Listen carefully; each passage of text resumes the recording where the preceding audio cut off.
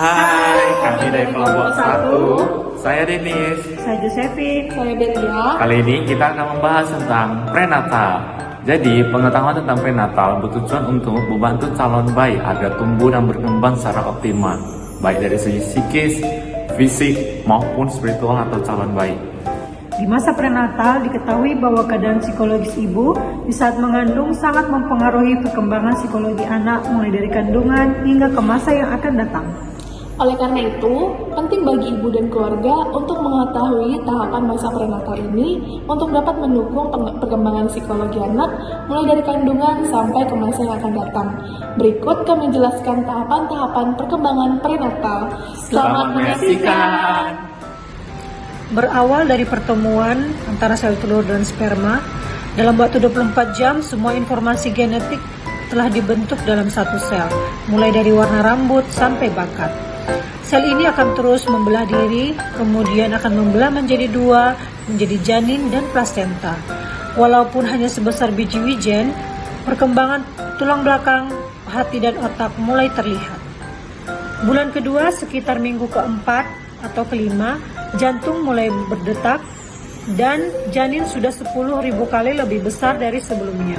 Ini adalah masa penting perkembangan saraf yang mana ratusan ribu sel otak telah berkembang setiap menitnya. Di masa ini jika si ibu mengalami stres, maka hal ini akan mengganggu pertumbuhan otak dan akan menyebabkan masalah dalam pembelajaran dan masalah mental lainnya di kemudian hari. Pada masa ini, ukuran janin sudah sebesar buah beri.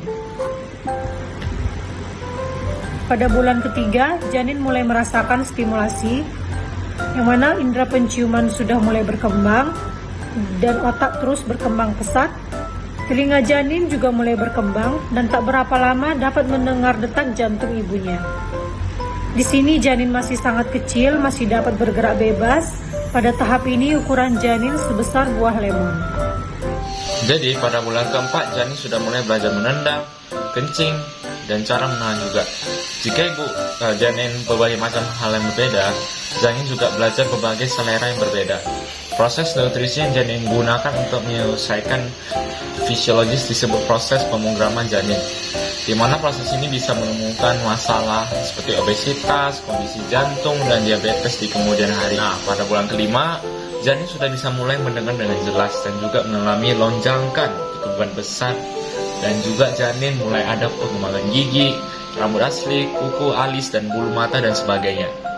Ternyata pada saat di kandungan ibu, ukuran kita itu seperti bunga naga. Pada saat inilah ibu janin akan merasa seperti bergerak di dalam perutnya. Selama bulan ke-6, perkembangan otak janin sudah mulai terjadi. Dalam otak terdapat korteks cerebral yang dibagi menjadi 12 otak, di mana terbentuklah mata janin meskipun dalam pandangan kabur. Juga, janin mulai bersemu cahaya di sekitar. Beberapa orang mengatakan bahwa ibu janin harus kena matahari. Kenapa? Supaya bayi bisa terbentuk ekspresi wajah sederhana yang membentuk seringai. Janin mungkin sudah mulai belajar komunikasi pada waktunya ketika lahir, dan juga menunjukkan perasaannya. Pada bulan ke-7, janin akan mulai siklus tidur dan bangun. Kemudian, rambut juga mulai terlihat jelas.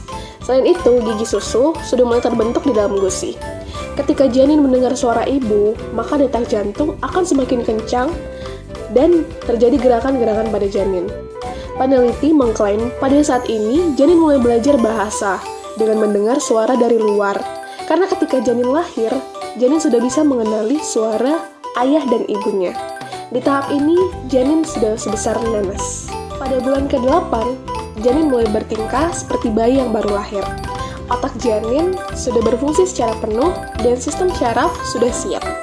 Paru-paru hampir berkembang sempurna dan janin mulai belajar bernafas dengan menghirup air ketuban. Di tahap ini, janin sering tidur dan bahkan mungkin bermimpi. Sebagian besar janin sudah mulai mengambil posisi untuk bisa keluar dari jalan lahir. Tulang dan tengkorak janin masih sangat fleksibel, dan di tahap ini, janin sebesar melon. Bulan ke-9, di bulan terakhir, janin akan banyak belajar motorik dengan melakukan banyak tendangan. Ketika ibu memakan makanan yang manis, maka janin akan merespon dengan gerakan naik dan turun. Di tahap ini, janin berharap ibu membawanya ke dunia melalui persalinan yang normal, karena akan membuat imunitas janin semakin kuat. Di tahap ini, akan mulai terlihat karakter awal, dan apakah janin dirawat dengan baik atau tidak. Perkembangan penting lainnya juga akan dilanjutkan setelah janin lahir ke dunia. Dan di tahap ini, janin sebesar buah nangka. Demikianlah video singkat kami mengenai perkembangan pada masa prenatal. Perkembangan fisik harus sejalan dengan perkembangan mental supaya orang tersebut bisa sehat. Bagi Anda yang mempunyai masalah mencapai tugas-tugas perkembangan atau caregiver, kesusahan menangani pasien yang mempunyai masalah pada tahap perkembangan, silakan konsultasikan ke tenaga profesional yaitu psikolog. Sekian dari kami, terima kasih.